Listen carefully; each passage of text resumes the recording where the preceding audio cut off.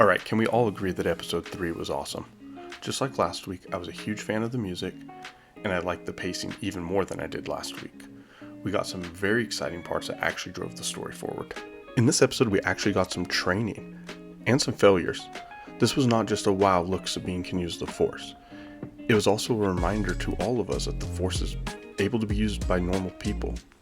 The Force is in everything. Some beings can just use it better. Midichlorians help, but training is the most important.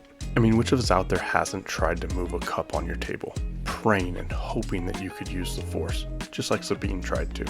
Also, just a quick thing for all the people upset saying Sabine was overpowered and shouldn't have been able to hold her own against Shin.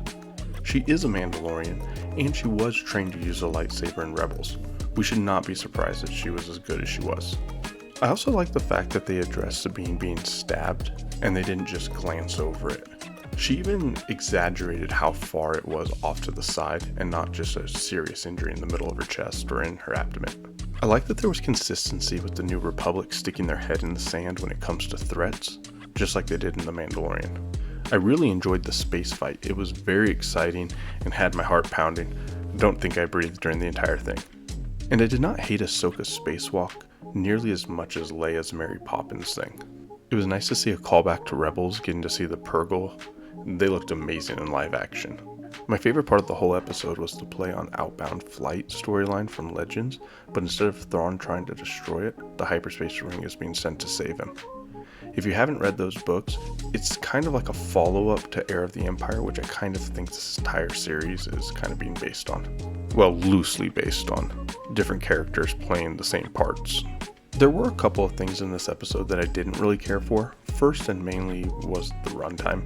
It was a short episode, but I will admit that there seems to be very little wasted or filler scenes, so that might actually be a positive.